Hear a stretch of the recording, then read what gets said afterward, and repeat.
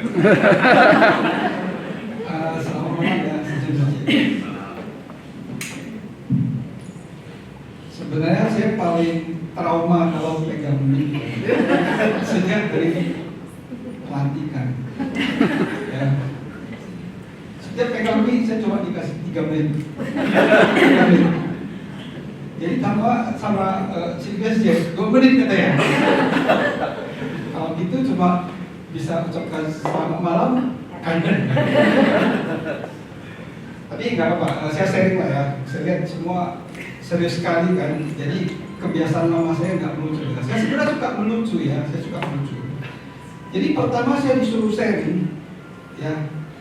Saya nggak tahu lah tadi pilih atau terpilih, saya nggak tahu ya.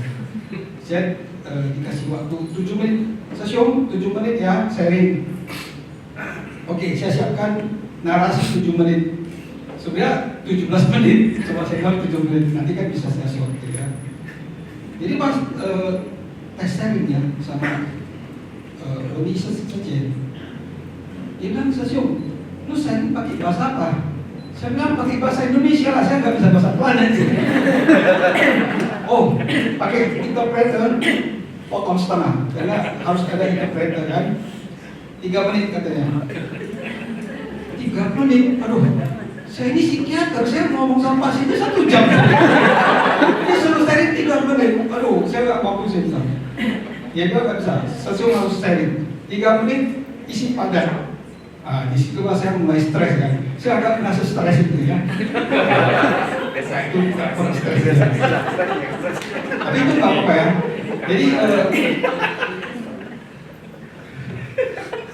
Jadi di sini saya ingin kangen ya kepada ahli Sesium. Kita semua mau jadi murid idaman master, tapi ahli Sesium adalah mentor idaman saya.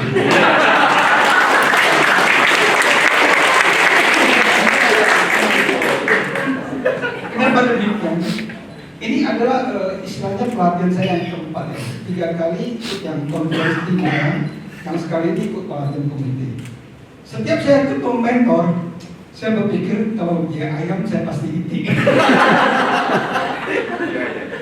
Semua orang Taiwan, semua orang Taiwan. Dia ketemu saya, dia bilang dia pakai bahasa Mandarin, saya melongo. Dia pakai Thai, saya ikut makin chess kan. Aduh, ini susah. Hanya ahli Sesium yang mengerti bahasa Selangkang. Kita bisa komunikasi begitu baiknya ya. Karena kita pakai bahasa Medan. Saya betul kan kalau ketemu mentor kan stres ya.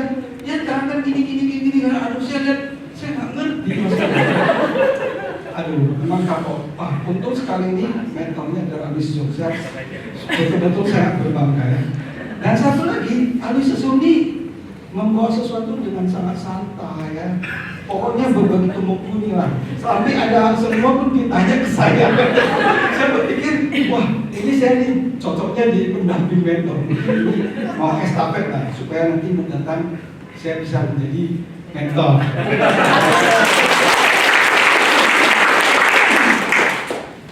Ada tapinya ya, tapi mentornya skala Indonesia lah.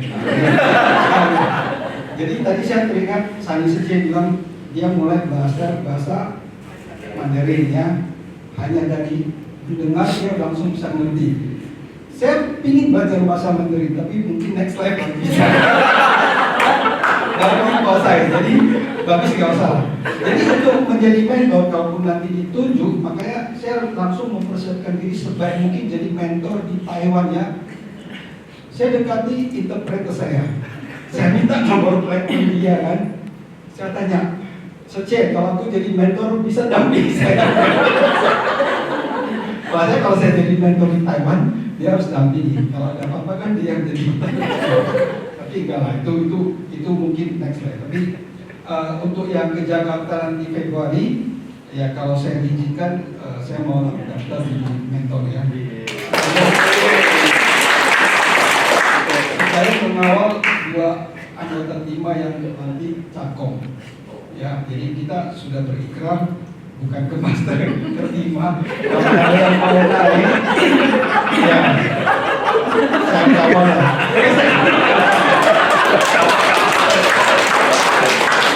Saya janji, 5 itu, kalau ada yang mau ikut IMA Conference, itu akan saya kawal.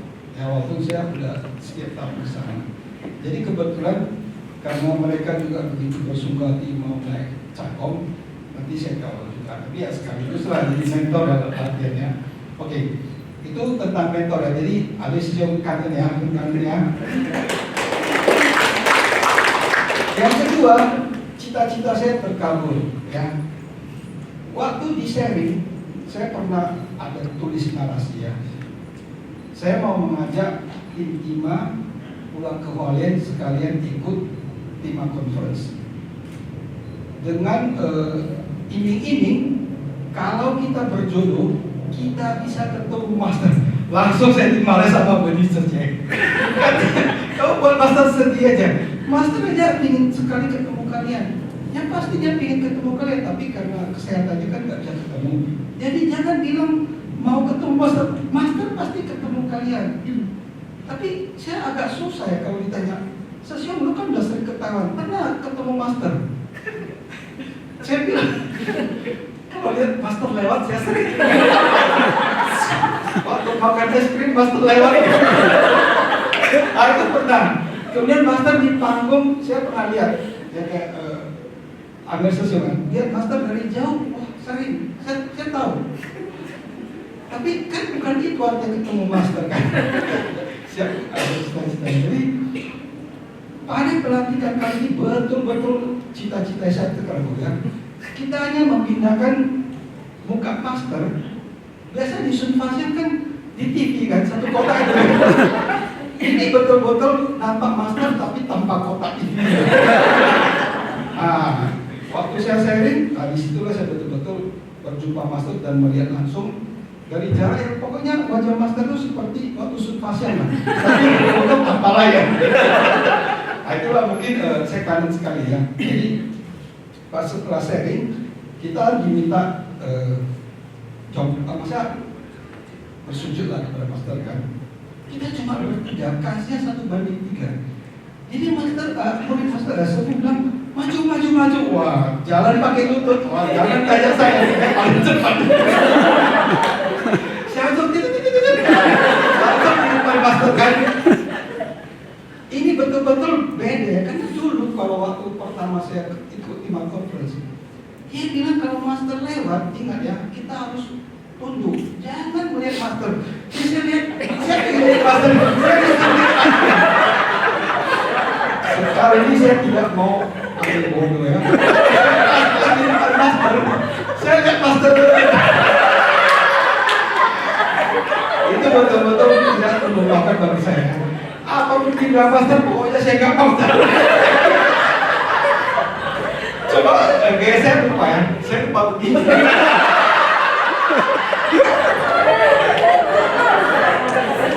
Jadi master udah ngomong ya, master kan cukup ya, ngomong gini. Saya lihat master udah selesai, saya itu semua. Master bilang apa? Jadi saya dapat semua ya. Itulah kesenangan saya diperhatikan kali ini.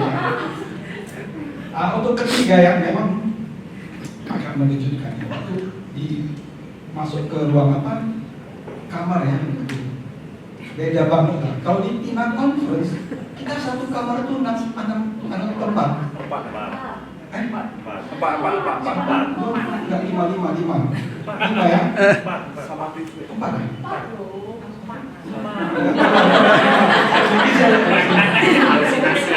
Jadi ada lemarinya bisa muat 2 koper ya, kemudian semua bagus sekali. Waktu sampai di kamar pelantikan ini, aduh, saya shock betul-betul. Kita tiba jam 10 ya, jam 10 malam kan. Lampu ditutup 9:30. Koper saya belum masuk. Orang udah kayak tering kan. Ini kita disuruh kayak latihan dan berjalan. Bawa koper dan jalan. Saya minta permisi sama itu. Saya bilang, Sesiong, mohon maaf ya, saya buka lampu dulu ya sampai saya selesai kepak. Karena kan besok kan saya harus ganti baju ya. Jadi saya tidur di mana? Sesiong dia, mana yang tinggal satu dia kosong.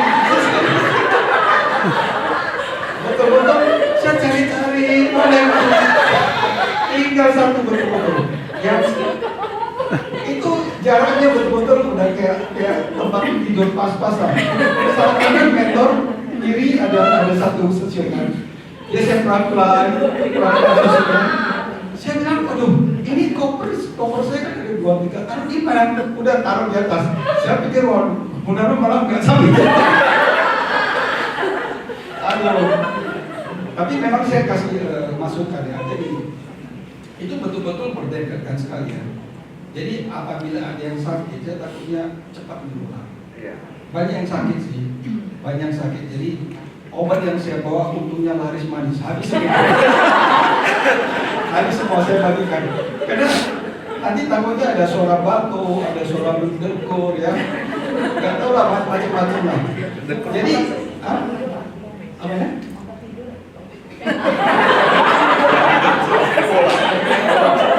Buat tidur bawa nggak? Itu betul-betul latihan, cuma memang saya sudah terlatih tidur dalam keadaan antara tidur dan tidak tidur. Jadi saya pertama mau ngecok. Saya lihat kan semua ada di Zoom, ada semua 3, 4, 5 semua kan. Saya dulu nggak mungkin saya tak taruh di situ kan. Takut nanti tiba-tiba kalau tiba pasien-pasien apa chatting, takutnya orang tuh balas chatting. Jadi saya akan berani letakkan handphone saya di sana ya. Jadi gimana supaya bisa ngecas? Kita tunggu semua udah tidur, saya keluar, saya ngecas. Jadi apa yang namanya tidur malam, tidur pagi, bangun sebentar lagi saya udah alami lah.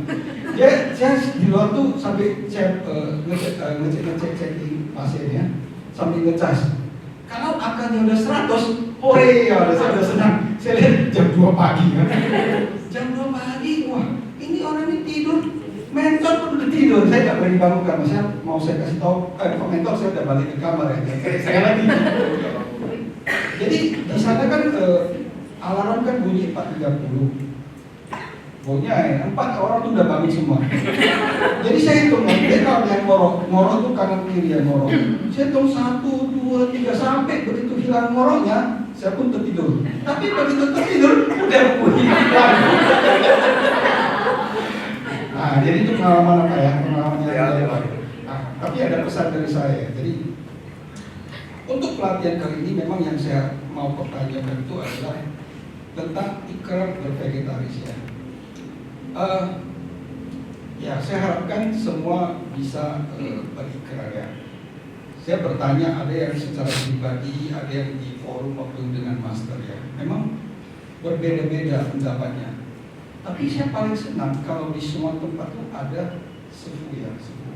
Saya ikut pelatihan di Jakarta. Saya selalu lari ke dapur. Saya tanya, Seci, ini kopinya kan kopi susu. Itu susunya susu betulan nggak? Dia bilang nggak tahu, itu 3-in-1. Saya lihat kotaknya, oh itu ada kandungan susu sapi ya, dairy product. Nah, saya nggak minum, padahal saya udah ngantuk kali itu saya lihat ya. Semoga dengan melihat kopi susu ada itu saya jadi nggak ngantuk ya. Nah, tapi ada Seci yang baik, Seci mau kopi hitam, saya ada stok saya yang semalam nggak jadi dibuat kan, saya kasih susu.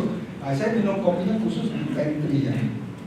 Jadi kalau ada sefu itu pasti sudah vegan.